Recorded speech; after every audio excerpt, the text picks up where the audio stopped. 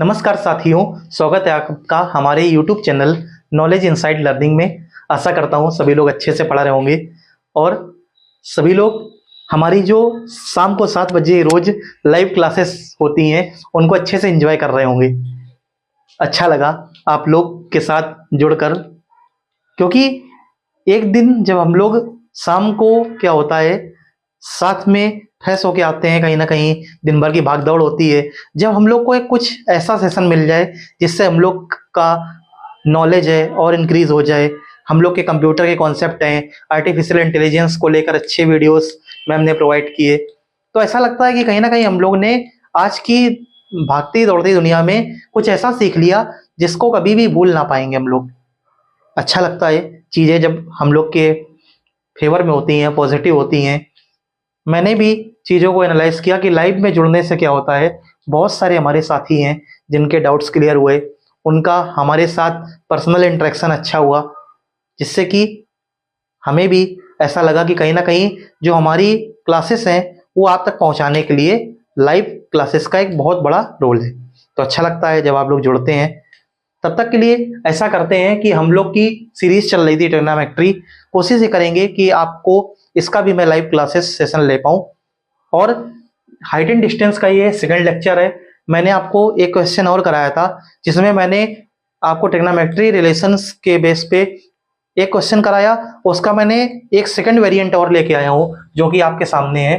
एक क्वेश्चन है जहां पे ये दिया हुआ है, ये थोड़ा सा उस क्वेश्चन से डिफरेंस ये है कि आपको लगेगा कि ये थोड़ा सा उसका लेवल मैंने अप कर दिया है। देखिए कैसे। एक क्वेश्चन है, इसमें लिखा हुआ है एक सीढ़ी है। सीढ़ी मतलब क्या होता है, आपने कभी जो लोग गांव से बिलोंग करते होंगे या किसी के यहाँ शहर में भी आजकल क्या होता है, लोग खैर लोहे की ले लेते हैं, इस तरह की एक सीढ़ी होती है, देखा होगा। किसी के बांस की होगी, किसी के यहाँ लो नॉर्मल इस तरह की सीढ़ी होगी। ठीक है, तो एक सीढ़ी है, जैसा कि बताया जा रहा है एक सीढ़ी है जिसकी लंबाई 12 मीटर है। ओके, अच्छी बात है, 12 मीटर है। अब इन्होंने बोला हुआ है एक सीढ़ी है जिसकी लंबाई 12 मीटर है, यह एक दीवार के सहारे लगी है। अच्छी बात है, चलिए मैंने कह दिया कि एक सीढ़ी दीवार के सहारे लगी। क्वेश्चन पूरा पढ़ लीजिए पहले। अब कह रहा है भूमि के साथ 45 डिग्री का उन्नयन कोण बनाती है। ऑब्वियस सी बात है कि एक सीढ़ी ये लगी है तो ये 45 डिग्री का उन्नयन कोण बना रही है। अच्छी बात है, ठीक है। दीवार है, दीवार क्या है, मतलब इस तरह की दीवार है, इसके सहारे लगी हुई है। अब इसको पढ़ने में भी थोड़ा कॉमन सेंस भी लगाना है। अब ऐसा नहीं है कि बोल दिया है क्वेश्चन में कि एक सीढ़ी जो है दीवार के साथ लगी है तो आप क्या करें, दीवार के सहारे लगाने मतलब बिल्कुल इसको सटा के लगा दें। नहीं, ऐसा नहीं करना है, तब वो पूरा कोई एंगल ही नहीं बनाएगी। समझ गए, 90 डिग्री पूरा हो जाएगा। लेकिन जब ये कह रहा है कि दीवार के सहारे लगी हुई है, 45 डिग्री का उन्नयन कोण बनाती है, तो शेप कुछ इस तरह की होगी जैसे कि मैंने फिगर में बनाया हुआ है। ओके, अब इसमें क्या कह रहा है कि उसी सीढ़ी को पलटकर दीवार के अन्य दीवार के सहारे लगा दी जाती है। मतलब क्वेश्चन में कहने का मतलब ये है कि यहाँ पे दीवार एक नहीं है, दीवार क्या है, दो है। कह रहा है सीढ़ी को पलटकर। पलट का मतलब इसमें क्या है कि जैसे ये इस सिरे पे एक दीवार है यहाँ पे लगी हुई है, कुछ दूसरी दीवार कुछ इस तरफ होगी वहां पे लगी होगी, तो इसको पलटकर दूसरी दीवार पे लगा दी जाती है। अन्य दीवार पे लिखा है ना, दूसरी ओर एक अन्य दीवार के सहारे लगा दी जाती है। अब इसमें कह रहा है और अब ये नीचे पृष्ठ के साथ भूमि के साथ 60 अंश का उन्नयन कोण बनाती है। अब इसमें बोला है कि दोनों दीवारों के बीच की दूरी क्या है। तो आइए इसका पहले हम लोग करेक्ट फिगर ड्रॉ कर लेते हैं। कैसे होगा समझिए। जो क्वेश्चन में कहने की कोशिश कर रहा है कुछ इस तरह से है। मैं समझ गया, एक बार आप लोग को भी समझा देता हूं, क्योंकि है क्या, ट्रिग्नोमेट्री हाइट एंड डिस्टेंस का क्वेश्चन है। अगर आपको सही से फिगर बनाना नहीं आया तो क्वेश्चन तो करने का कोई सवाल ही नहीं पैदा होता। तो पहले तो आप फिगर सही से पढ़िए और समझिए और बनाइए। एक सीढ़ी है, पहले समझ लीजिए। जब कह रहा है दोनों दीवारों के बीच की दूरी बताइए, तो पहले इस तरह की कोई दीवार है, समझिए ये, और इस तरह की कोई दूसरी दीवार है। अब किसकी हाइट क्या है क्या नहीं है ये तो खैर अभी बता पाना थोड़ा सा मुश्किल है, समझ गए। लेकिन यहाँ पे कुछ चीजें जो हम लोग को डेटा गिवन है उसके अकॉर्डिंग हम लोग चलेंगे। कह रहा था कि एक सीढ़ी है जिसको हम लोग एक दीवार के सहारे लगाते हैं तो 45 डिग्री का कोण बनता है, यानी कि एंगल बनता है, उन्नयन कोण।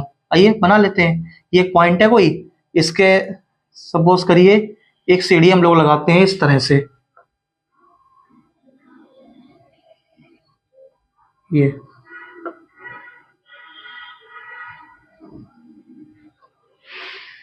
ये सीढ़ी है जिसकी आपको लेंथ भी दी हुई थी 12 मीटर, क्वेश्चन में आपको दे दी हुई थी 12 मीटर लेंथ की सीढ़ी है, 12 मीटर।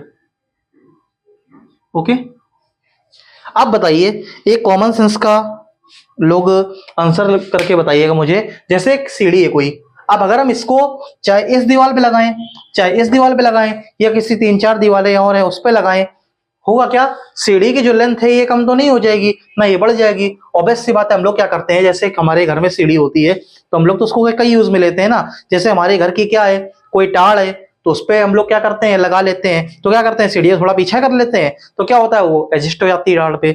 अब जैसे मान लीजिए कहीं छत है, ऊपर बहुत ऊंची छत पे चढ़ना है, तो हम लोग थोड़ा खड़ी करके सीढ़ी लगाते हैं, तो क्या है बेसिकली, तो हम लोग क्या करते हैं, सीढ़ी की लेंथ को तो नहीं कम ज्यादा करते हैं कि हम एक काम करें छत पे लगानी है तो हमने क्या किया, सीढ़ी को क्या कर, मतलब बढ़ा लिया, नीचे लगानी है तो सीढ़ी को आरी लेके काटने लगे। अब कुछ लोग ये भी बोलेंगे सर आप लग रहा है जो है अवेयर नहीं है, आजकल सीढ़ी भी ऐसी आती हैं कि उसको आप फोल्ड करके रख लीजिए, और मतलब वो तो बात अलग है, लेकिन फिर भी जो एक हम लोग आइडल सीढ़ी की बात कर रहे हैं जहाँ पे इसकी लेंथ कांस्टेंट है, यहाँ पे इस केस में क्या होगा कि जैसे कोई अगर सीढ़ी है तो इसकी लेंथ तो कांस्टेंट ही रहेगी ना, ये तो नहीं हम लोग चेंज कर लेंगे। तो आइए इसी सीढ़ी को हम लोग इस दीवार पे लगाते हैं, यहाँ पे इस तरह से हम लोगों ने लगाया, इस तरह से, ये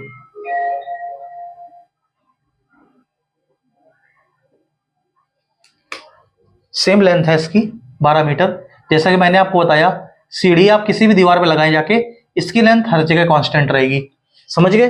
मींस अब इसने क्या बोला था कि एक दीवार पे लगाया था तब इसका क्या था, एंगल 45 डिग्री था। ओके, कह रहा है पलट के दूसरी तरफ लगा दिया तो एंगल कितना हो गया, 60 डिग्री हो गया। अब इसमें क्या बोला है, कह रहा है जो दोनों दीवार है, जैसे सपोज करिए एक ये दीवार है, एक ये दीवार है, तो बोला दोनों दीवारों के हमको बीच की डिस्टेंस कवर करनी है, मीन्स दोनों दीवारों की बीच की डिस्टेंस बतानी। आइए हम लोग निकाल लेते हैं A B C D E. Means हम लोग को क्या फाइंड आउट करना है, यहां पर जो हमको डीबी की लेंथ है ये निकालनी है, क्योंकि डिस्टेंस ऑफ टू वॉल्स ये आपको ये फाइंड आउट करना है, क्वेश्चन में बोल दिया है। सबसे पहले आप यही समझ लीजिए निकालना क्या है, दोनों दीवारों के बीच की दूरी, आप चाहे तो अपने समझने के लिए लिख भी लें, डीबी की वैल्यू निकालनी है। ओके ओके, समझ गए। चलिए आपको यहाँ पे ये पता है, ये पता है, लेट कर लेंगे, लेट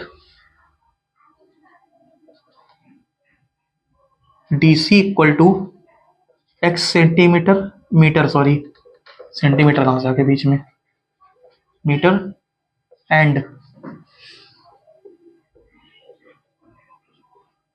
CB इक्वल टू कितना है, Y। इसको अलग लेट कर लेंगे,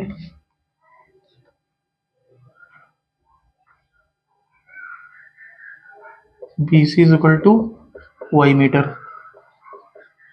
आई होप आपको समझ में आ गया होगा मैंने क्या बताया, कि आपको दोनों के बीच की डिस्टेंस निकालनी है, मीन्स आपको डीबी निकालना है, समझ गए। अब इसके लिए क्या करना पड़ेगा आपको, जैसे ये ट्राइंगल है, दोनों अलग अलग ट्राइंगल है, तो इसके लिए कुछ बेस अलग ले लीजिए, इसके लिए बेस कुछ अलग ले लीजिए, क्योंकि भाई जब दोनों का एंगल डिफरेंट है तो ऑब्वियस सी बात है डिस्टेंस भी डिफरेंट होगी। ऐसा तो नहीं जितनी डिस्टेंस इसकी है इतनी डिस्टेंस इसकी भी होगी, भाई अगर डिस्टेंस सेम होती तो ये आपका उन्नयन कोण ये जो है ये भी सेम होता, बट यहाँ पे ऐसा तो नहीं है, इसका मतलब दोनों डिस्टेंस अलग अलग है, इसलिए उन्होंने क्या किया, अलग अलग लेट कर लिया। अब यहाँ पे क्या करेंगे, मैंने आपको एक और चीज बताई थी कि जहां पे क्या होता है क्वेश्चन में बेस और हाइपोटेनस का रिलेशन होता है, वहां पे क्या करते हैं हम लोग कॉस और सेक का यूज करते हैं, कॉस एंड सेक। ओके, मैंने आपको भी जब लास्ट क्वेश्चन करा रहा था लास्ट क्लास में, तो मैंने आपको बताया भी था जब परपेंडिकुलर बेस का रिलेशन होता है तो हम लोग टेन और कॉट का यूज करते हैं, जब बेस और हाइपोटेनस का रिलेशन होता है तो कॉस और सेक का यूज करते हैं, और जब आपका परपेंडिकुलर और हाइपोटेनस का रिलेशन होता है तो उस केस में साइन और कॉसेक यूज करते हैं। यही मैं आपको बता रहा था कि लास्ट क्लास में मैंने जो क्वेश्चन कराया था वो 10 पे वेरिएंट था, यहाँ पे हम लोग क्या करते हैं कॉस और सेक का यूज कर सकते हैं, जो भी आपको सही लगे कर सकते हैं, कोई प्रॉब्लम नहीं है। तो देखिए यहाँ पे आइए क्वेश्चन को आगे बढ़ते हैं। यहाँ पे हम क्या करेंगे, एक एक ट्रायंगल से स्टार्ट करेंगे। अब जैसे मान लीजिए हम लोगों ने ये ट्रायंगल लिया ABC, तो लिख लेंगे इन ट्रायंगल ABC क्या हो जाएगा, लेंगे। अब देखिए कॉस और सेक में ले सकते हैं, कॉस ही ले लीजिए, cos 45 equal two means base upon hypotenuse, BC upon CE।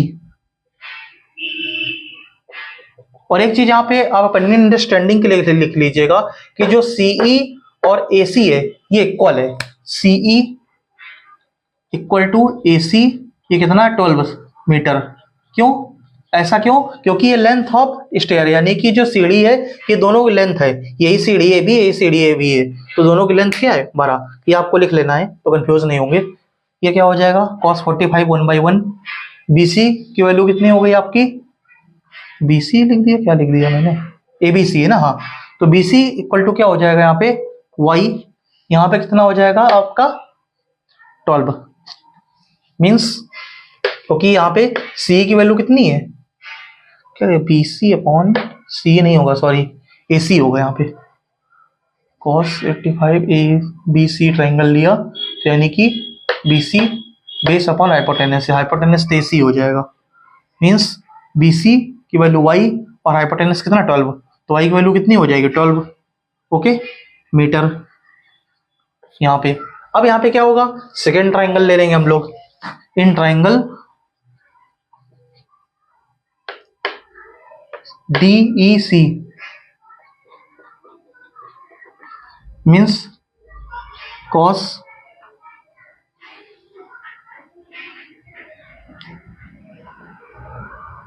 60 ये हो जाएगा बेस अपॉन हाइपोटेनस। हाइपोटेनस कितना है CE।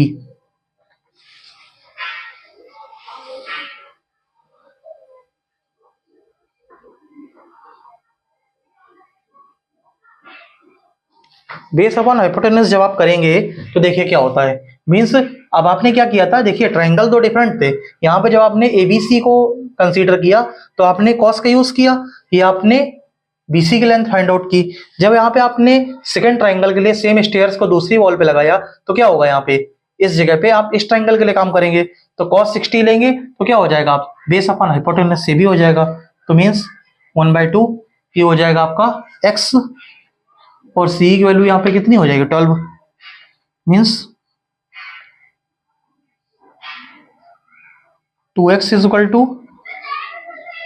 12, x की वैल्यू कितनी हो जाएगी 6, ओके।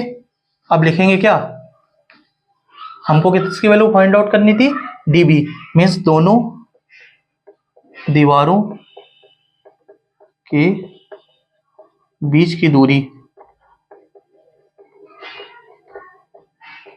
ये हमने क्या लिया था DB, और DB किसके बराबर था DC प्लस BC। तो यहाँ पे देख लीजिए DC की वैल्यू कितनी आई यहाँ पे, मीन्स DC हमारा क्या था यहाँ पे x था और BC कितना था y था, तो x प्लस वाई की वैल्यू निकाल लीजिए।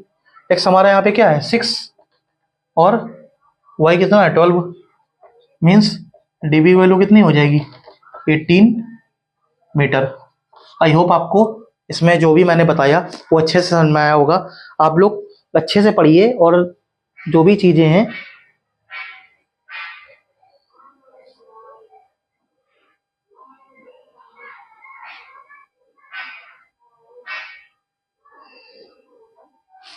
सॉरी यहाँ पे थोड़ा सा मिस्टेक हो गई, यहाँ पे चेक कर लेता हूँ। आंसर थोड़ा वेरी करेगा, cos 45 की मैंने वैल्यू गलत रख दी धोखे से, 1/√2 होती है। तो ये इसको सॉल्व कर देते हैं, थोड़ा सा मिस्टेक हो गया, यहाँ से हटाना पड़ेगा।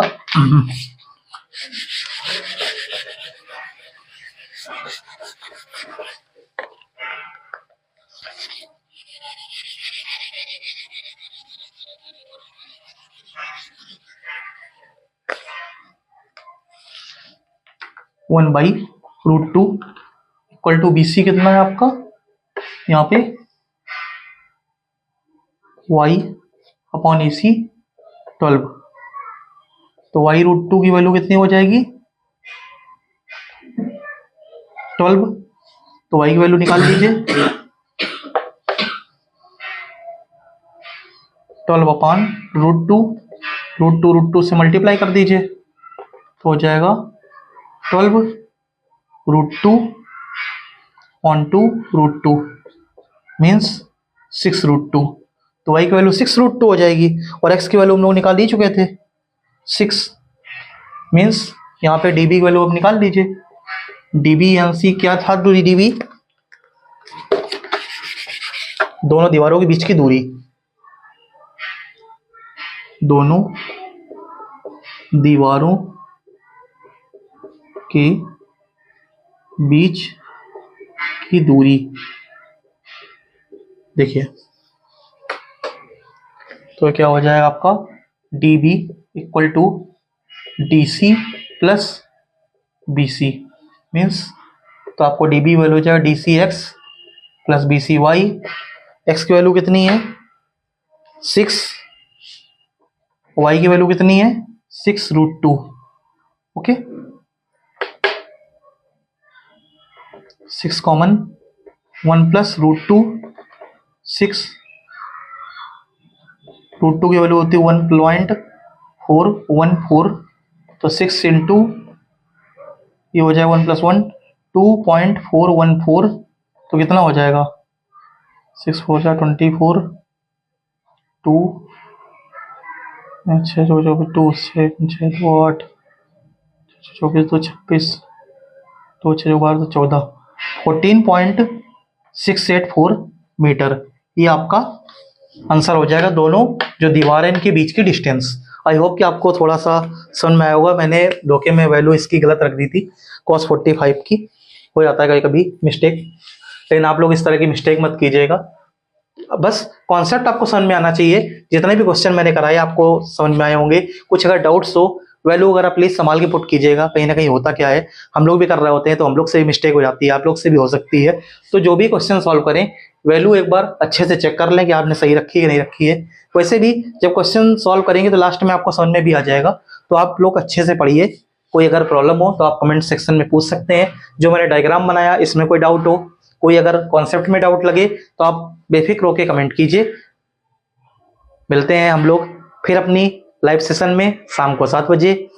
आशा करता हूँ आप लोग को लाइव क्लासेस में बहुत अच्छे से मजा आता होगा। हम लोग के साथ जुड़ते हैं, आप लोग आते हैं, लाइक्स करते हैं सेशन को, बहुत अच्छा लगता है। शिवानी मैम भी खूब एफर्ट करती हैं। तो आप लोग ऐसे ही प्यार दिखाते रहें, सेशन को लाइक करते रहें, ज़्यादा से ज़्यादा लोगों तक शेयर करें, चैनल को सब्सक्राइब करें। मिलते हैं किसी नेक्स्ट एनर्जेटिक क्लास में। Thank you so much for watching guys, bye.